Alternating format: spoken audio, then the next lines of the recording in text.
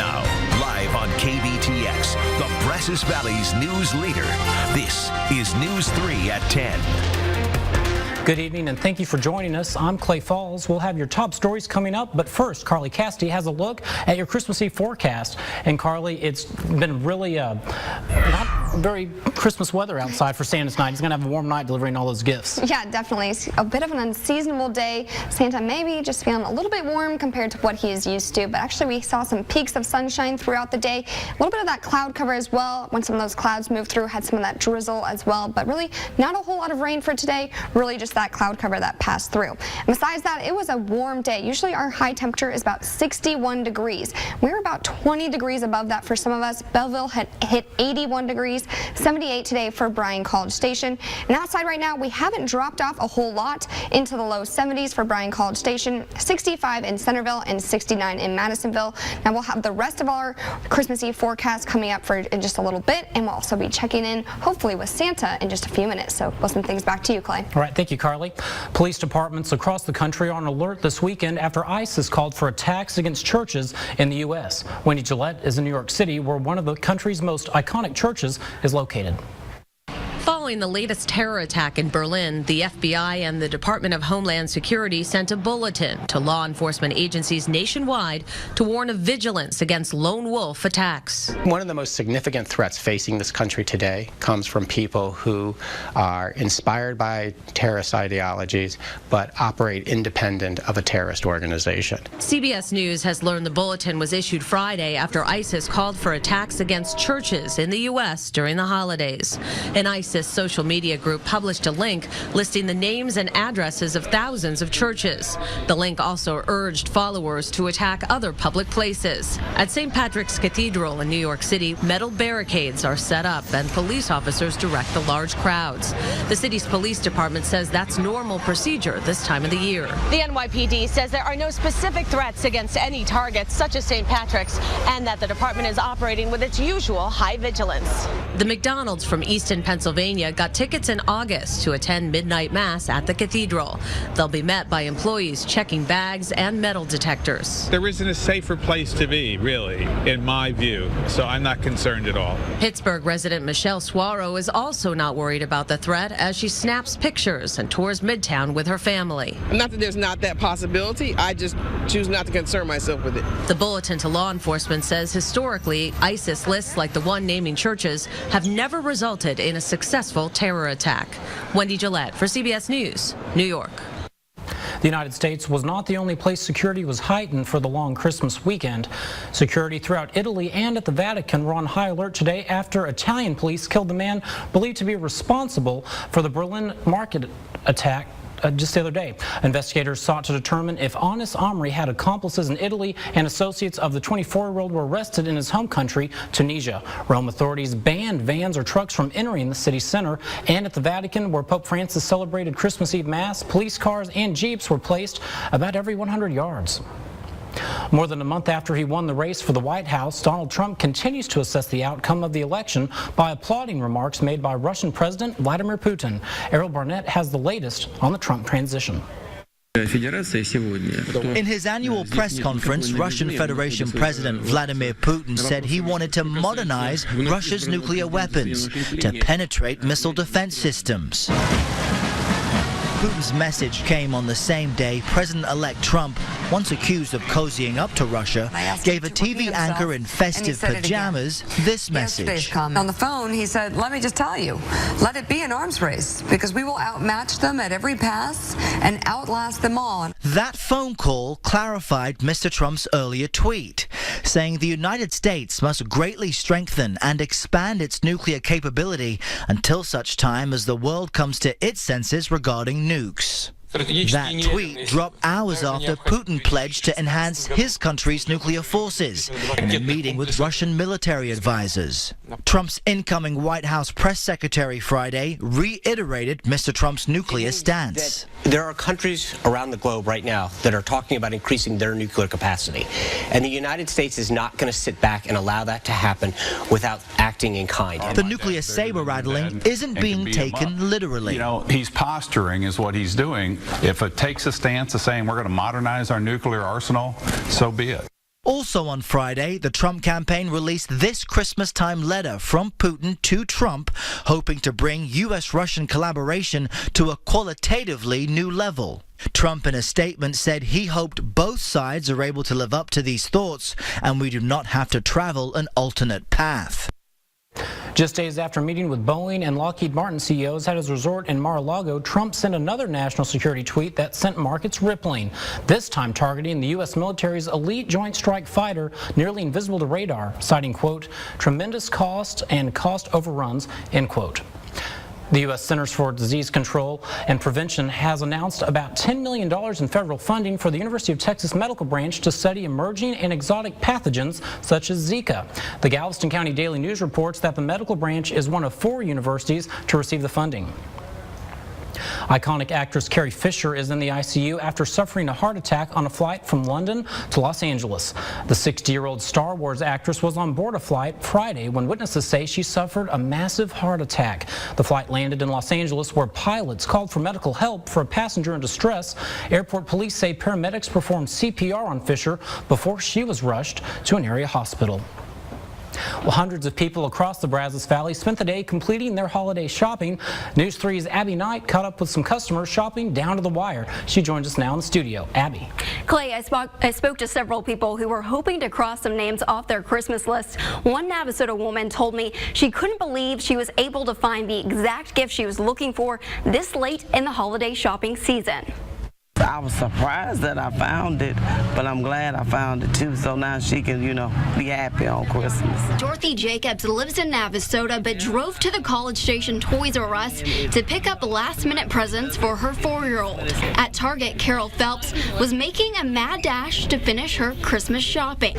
Where did the year go? And oh my gosh, I gotta finish Christmas shopping.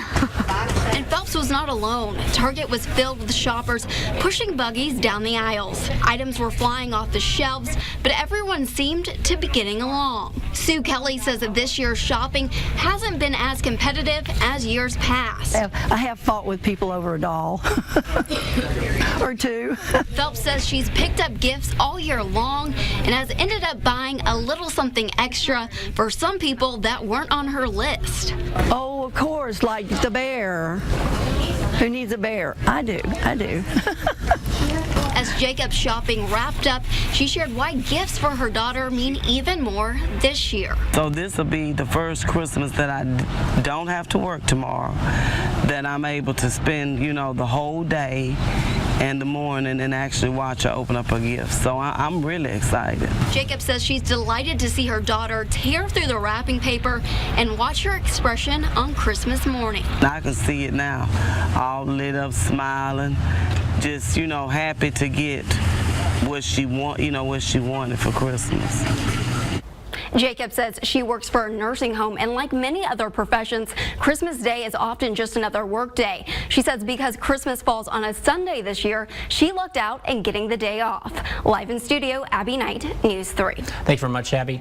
Well, coming up, we will tell you how your Christmas holiday would be a lot different without agriculture.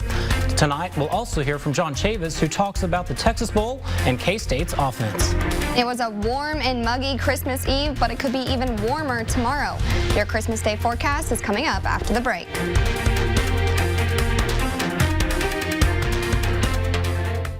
Closed captioning on News 3 is presented by Atkinson Toyota. Toyotathon is on at Atkinson Toyota in Madisonville and in Bryan.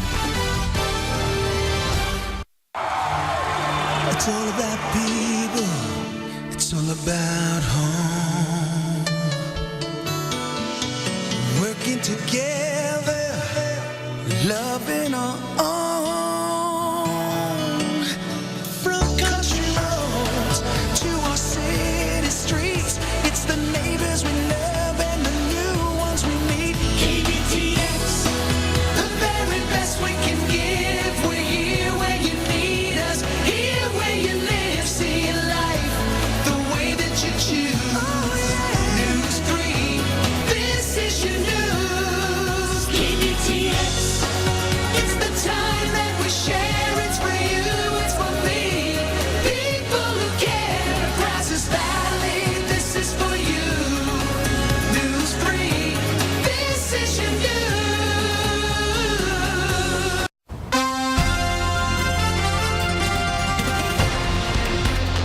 College Station weather records go back as far as 1882, and in those 134 years, snow has never been recorded on Christmas.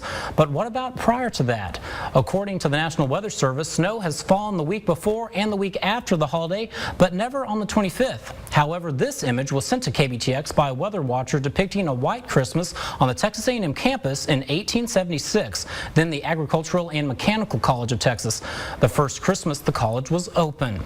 To back up this, a chance of a white Christmas, an article ran in the Austin American-Statesman on December 28th. Although there's no concrete proof of snow on the ground on Christmas Day 1876, one could say from looking at an illustration of campus and an article written 106 miles west, it sure was a possibility.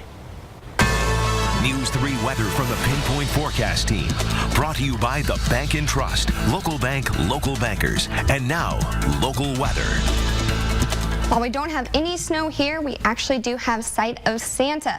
Thanks to our friends over at Betamed, they've been helping us track Santa all day. He's actually in the United States in Washington, D.C. He's just going past the Washington Monument, and he has been everywhere today. He's been delivering all those presents to all those good boys and girls. It's actually coming up on the White House right now, so I know Sasha and Malia, they are definitely in bed, and if you're going to be wanting to get your presents here soon, you're going to need to head to bed soon as well. And Santa, he hasn't really had too bad of conditions to drive through today. The reindeer have definitely helped him out. Now, we've had a little bit of some storms up here into Tennessee. You can see Santa's still up here in D.C., but he won't be having too many issues, just a few of those showers, but they look to be clearing on out. Also out to our west, we do have some rain and even some snow. You may think that might be an issue for Santa, but that's more of what he's actually used to. Now for us in Bryan College Station in the Lone Star State, it was a warm and muggy day, had some of those sprinkles pass on through, not really a whole lot of rain. Other than that, it was just warm and muggy out there with all that cloud cover on hand. Now we reached the upper 70s to low 80s across the area, so an unseasonably warm day. Right now 65 in Centerville, 70 in Bryan College Station, 69 in Hempstead, and for tonight we're not going to be dropping off a whole lot more. Only about 65 to 70 degrees overnight. Still have about a chance for a spotty shower or two. Really, that shouldn't interfere with Santa delivering all those presents. May just see some of that patchy fog possible, but that's also why he has Rudolph and his other reindeers to help him out. Now, as far as those spotty showers go, here's a look at our pinpoint forecast. As we go overnight, really nothing to keep you up, just some of those showers passing through. Now, as we go into Sunday morning, head out to church. Any other plans as far as Christmas Day goes? Going to continue to have some of those drizzly areas and spotty showers during the day. Do still have some peaks of sunshine as we go throughout the afternoon. Now, as far as Sunday night goes, pinpoint forecast doesn't really bring in too strong of storms, but we could see a little bit of some heavier rain Sunday night and as we move into Monday. Now, this isn't going to be a washout by any means. Some pretty similar conditions that we had for today. For tomorrow, here's a look at our rainfall accumulation by the time tomorrow night for Christmas Day. Not even 1/10 of an inch. So rain, really not the theme for this Christmas weekend. It's more of a warm, unseasonably one. So for whoever asked for a warm or even record-breaking Christmas, well, your wish may just come true. Our warmest Christmas on record was 85 degrees back in 1955. Last year was our top 5 warmest. See, 2015 hit 78 degrees, and we could actually break that for tomorrow. Here's our high temperatures tomorrow. 79 degrees in Bryan College Station, into the upper 70s across the northern counties, even some 80 degrees. And we're about 20 degrees above our normal average for this time of year. So it's going to be an unseasonably warm day, even a bit of a warm start to tomorrow. It's about 70 degrees to start your day. Could still have some of that patchy fog into the morning. If you're headed out, be sure to leave a few minutes early, drive a little bit slower, and use those low beam lights. Rain chance does increase as we go throughout the day. Breezy conditions still out of the southeast on hand throughout your day. And then as we go into Monday, well, we have these two air masses that are just colliding, and that's what's going to be bringing us the 50s to 60s to the northern half of the state and the 70s to the lower half. And that's also what's going to be bringing us our rain chance as we head into next week. So Monday is really the best chance for that rain at 50%. Be sure to take the umbrella with you then after Christmas Day. Then as we go into next week, 70s stick around until Thursday, and we have that daily rain chance. Well, Carly, what a difference a week makes. Last week it was so cold and felt much more like Christmas last week, and it's completely opposite forecast this week. Completely opposite. It's pretty crazy, but that's what you get here in Texas. You can still have hot chocolate, though. It's never too hot to have hot chocolate at Christmas, as well, right? Exactly. Get in the spirit. Sure. Thank you so much, Carly. Welcome. Well, coming up, how your holiday would be different without the agriculture business. And you've heard of Elf on the Shelf. How about Elf on the School? You're watching KBTX News 3. The people you know, the news you trust. Ugly holiday sweaters, the wrong toy, and yet another boring tie. It's no wonder that 2/3 of people return at least one holiday gift. Before you head out to the store or post office to make those exchanges, you should know that return policies vary depending on the retailer. Go Banking Rates ranked 50 retailers and said that the best ones offer generous return windows of 90 days, accept returns without receipts, and provide satisfaction guarantees. The top 3 were Nordstrom, Costco, and Bed Bath & Beyond. Many of the big ones have return policies that apply to certain items. Kohl's added a deadline of January 31st for premium electronics. Toys R Us imposes a 30-day return period for computer hardware. Target, Walmart, and Toys R Us now have new short return periods of 2 weeks to 30 days for drones. For Amazon, you have until January 31st for most items shipped the last 2 months of the year, but there are no refunds on downloads. Overstock also gives you until January 31st for most items purchased November 1 or later. Fees apply if they're open, used, or late. So good luck returning. Our traditional Christmas celebrations wouldn't be possible without production agriculture. Shel Winkley tells us how in this week's From the Ground Up. It's a celebration of the birth of Jesus, and that's fortunately for those of us that do what we do in production agriculture, we get to live that more than a lot of people, just being with nature.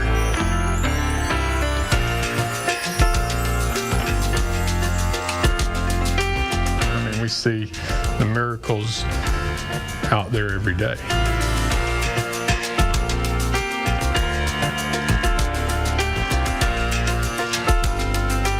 And it causes you, Christmas, one thing it does for us is you slow down a little bit, and then you start to, it gives you the ability to maybe not take some things for granted. Jerry Armstrong is a rancher in Lee County near Dimebox.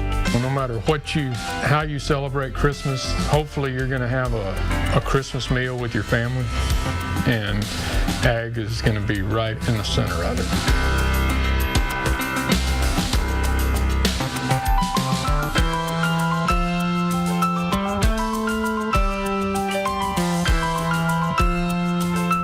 What you eat, no matter what you drink, no matter where you're sitting at a wood table. You know, agriculture had something to do with that.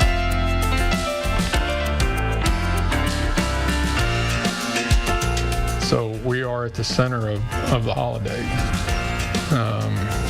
You know, the Christmas tree, that's agriculture.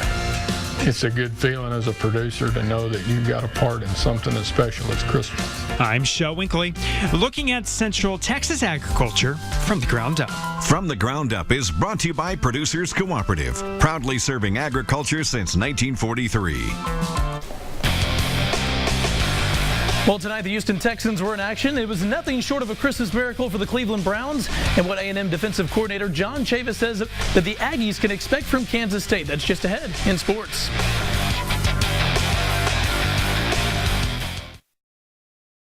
From the KBTX Sports Center, News 3 Sports starts now. Well, howdy and good evening, everyone. The countdown to the Texas Bowl continues. Only 4 days remain before Texas A&M and Kansas State kick off in the Texas Bowl at NRJ Stadium, a ball game that will likely see lots of physical play as opposed to finesse. For the Aggies, stopping the run will play a huge role in determining the outcome of the ball game. A&M defensive coordinator John Chavis says the Wildcats were downright dominant running the football the last 6 games of the season, averaging nearly 233 yards per game. They'll try to keep that going against an A&M defense that's allowed an average of 189 yards per game. They're going to be physical. They're going to be disciplined. They're not going to do things to beat themselves, and they're going to do everything they can to run the football. And as a defensive football team coach, you better be prepared to try to stop the running game. If he can run it 50 times, that's what he's going to do. That stout Aggie defensive front versus a dominant K-State rushing attack, needless to say, should be fun to watch. It's a great opportunity to go out there and kind of show what I can do. Really, just like I said, I got to go out there and execute what I need to do. I'm going to have some fun doing it and just go rip it. The Texans' new starting quarterback Tom Savage on Wednesday. Here he is before the first start of his pro career as the Texans hosting the Bengals tonight. A win, and they're in as the AFC South champs. But starting off, points were hard to come by in this one. Here's former Aggie and Houston Texan Randy Bullock. He skims the 43-yarder just inside the upright. The Bengals would lead 3-0 at the half. Let's fast forward to the fourth. Bengals deep in their own territory when Andy Dalton hits the Houston native Brandon LaFell. There's nobody catching him in the open field. The Bengals would take a 10-6 lead on this play, but not for long. Alfred Blue for the Texans, he would get the call on this play right here. He would find pay dirt for Houston. That's a touchdown, and that would make it a 12-10 Houston lead on that score, but the extra point would be blocked, and this game would come down to Randy Bullock's leg yet again. It's another 43-yard field goal for the Bengals kicker, former Texan, as that clip running a little bit long there. And, well, here we go. Here's the kick. Well, no, more of that play right there. But the Texans would win this game 12-10 as Randy Bullock would miss the 43-yard field goal. As well, more NFL action. Let's take you up to Cleveland. The winless Browns hosting San Diego. The big question all season long, can the Browns win a football game? Let's find out. First quarter, San Diego up 7-0. Here's Isaiah Crowell on the carry, and that makes it look easy, tying things at 7. On to the second quarter now. It's more of the same. Crowell finding pay dirt from 5 yards out, and the Browns would go up 14-10. On to the third. San Diego trying to crash the party, though. Phillip Rivers finds Tyrell Williams, who makes the one-handed snag of the end zone. Chargers now within 3, but just under 4 to play. San Diego with a chance to tie, but the field goal was blocked, and the Browns would hang on for their first win of the season, 20-7. A heck of a Christmas present for all involved, because these guys work so hard, and they've given me everything they have. Browns will look for win number 2 next week against Pittsburgh. Guess you could take the brown bag off your head there, bud. One bowl game being played tonight on Christmas Eve, the Hawaii Bowl between Hawaii and Middle Tennessee. And the Blue Raiders would come out swinging. Itavius Mathers goes outside, and he'd go all the way to the end zone. That is a 20-yard score, puts the Blue Raiders up 7-0, but they weren't done. Next possession, it's a flea flicker. And this would go to a wide-open Richie James, and that makes it a 14-0 Blue Raider lead. But Hawaii, they would claw right back.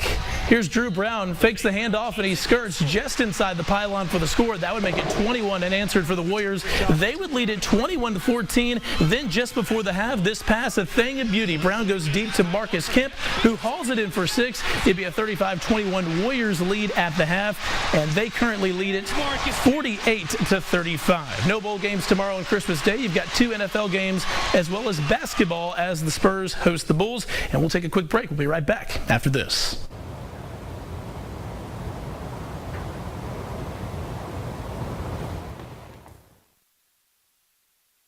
The Aggies head to Houston to face the Kansas State Wildcats in the Texas Bowl December 28th. News 3 Sports will be there to bring you daily bowl coverage beginning Sunday, December 25th on News 3. Bowl sponsorship coverage on News 3 is presented by Schaefer Custom Homes and Jeff Paradowski. Are tonight's winning Texas Lottery numbers, brought to you by Star Furniture.